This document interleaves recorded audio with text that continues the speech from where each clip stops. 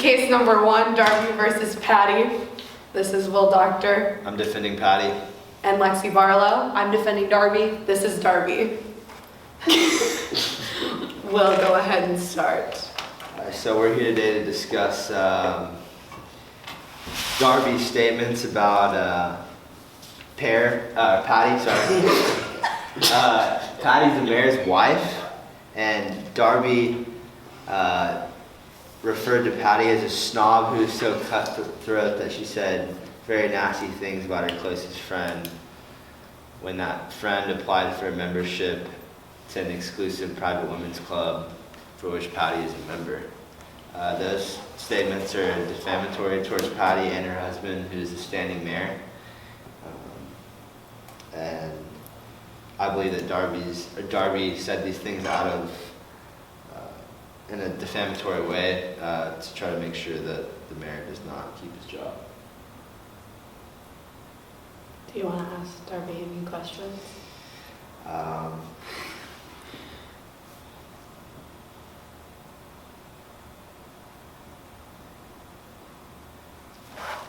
you're going to start? Your Honor, if I go on. Go for it. So to clarify, my client Darby called Patty a snob. So just to clarify, in regards to defamation, the word snob is kind of objective. So similar to the word stupid or ugly, Darby's definition of snob could be totally different from Patty's or even mine. Would you like to ask Darby any questions? Did you intend to hurt Patty's feelings? Not at all. Did you intend to hurt how she's seen in the public eye? Not at all. I'll call Darby to the stand. Well, what's your case stating that how these statements aren't defamatory in your eyes? Can you repeat that again? How are these statements not defaming Patty? And why did you listen to the local gossip group when obviously they're the local gossip group? Because I was trying to support my friend's campaign, and I was willing to do whatever it takes. Okay, and what's your case that these statements are not defamatory towards Patty? I didn't really know what they wanted me to say. I'm going to go through this list of the seven ways that makes a statement defamatory, and the first one is obviously the statement is defamatory. Your statement is putting down Patty and defaming the mayor, who's your husband. The statement is false, which it is. You heard it from a group of liars. And the statement is a factual assertion as opposed to an opinion or joke. You said this at a rally supporting your friend who's running for mayor. It's obviously not going to be a joke. The statement is about a valid plaintiff, which the mayor is a pretty valid plaintiff. The statement was published. It was published all over the news and in print. The defendant acted with the requisite level of fault. And the plaintiff suffered damages, which the mayor will probably suffer damages from your statements because not everyone thinks his wife's a snob. Do you have any? No, I get it. So what would you like me to say? You're guilty of all those. I know.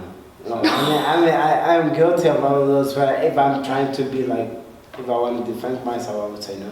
Because there is. Your Honor, can I clarify one thing and make it my next case? So just to clarify, the plaintiff is not the mayor, it's the mayor's wife, Patty. Thank you. And then also, my client, Darby, did get the information from the local gossip. That is true. But since that information originated from local gossip, if we're really looking for someone to blame, it would be them for the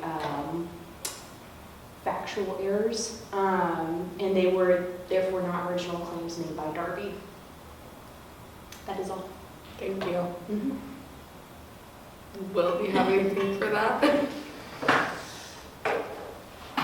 I believe since the wife is married to the mayor and they share everything, I believe that they they come as a pair, and I feel like them being married, if you're gonna, the wife comes as a team when it comes for running, and when you defame someone on the team, it's gonna hurt the person at the top of the chain. And, that's all. Yes, so I understand where Will is coming from, but Darby said the claims at a political rally with a certain number of people at the event. Meanwhile, the paper and media, not my client here, published the statements about what Darby said to a much larger audience. So if someone should be liable for defamation, it should be the print and news media.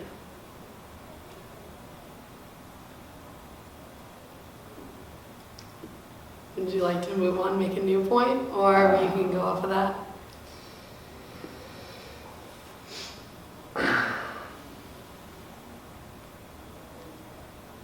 I have like 2 minutes to think.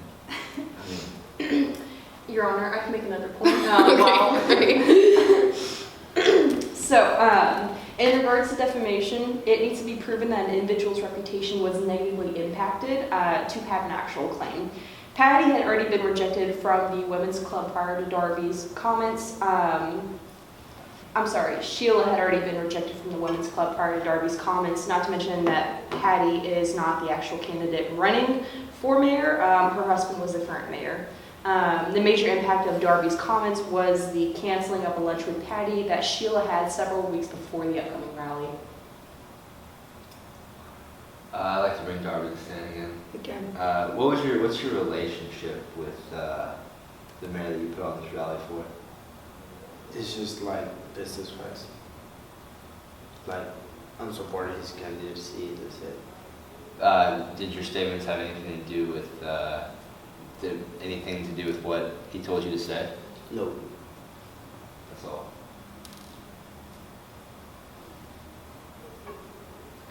Your Honor, the last point I have, so defamation applies specifically to public officials or public figures. At the time of Darby speaking at the rally, Patty was not publicly part of her husband's campaign or political activities, therefore not really validating her as a public figure or official.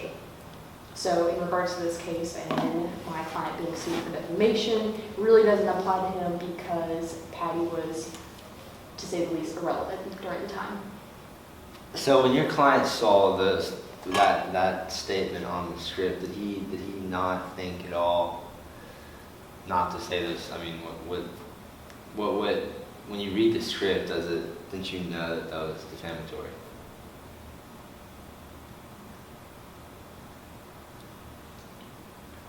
I mean, it's saying that this lady is a snob. Who's the mayor's wife, the leader of the people. Your Honor, if I may, when it comes to politics, it's often for trash talking to occur. It does happen, and as I mentioned before, the word snob is objective. So Darby's definition of it could be completely different from Patty's and or Mr. Doctor's here.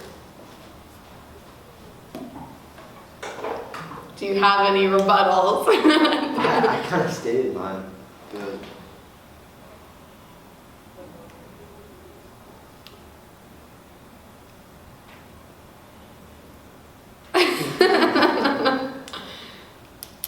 I thought you were gonna do the cases from the book. Are you not gonna do those? No, it doesn't help me. Okay. Just like them on the intro. Well, the examples I lose. You want to win?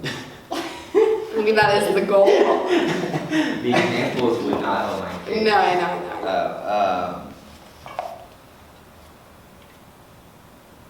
I don't know what else to argue with this. I mean, No, I think like, he can only do so much. Yeah. So I think now it's going to be mostly your time to talk. And Okay, great. if you have any questions. I mean, did I miss anything? No, Or- I don't okay. think you did. No.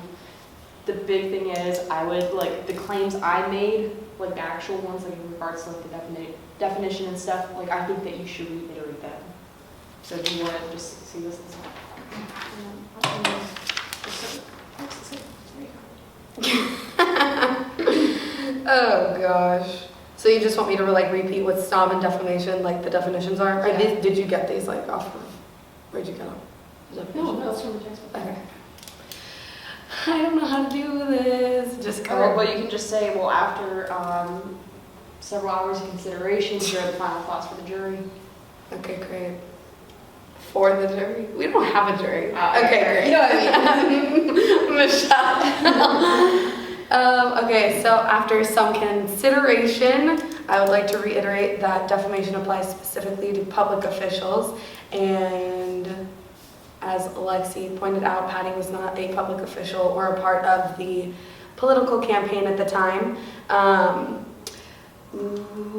I would also like to reiterate that snob is something used objectively and everyone has a different definition of what that means.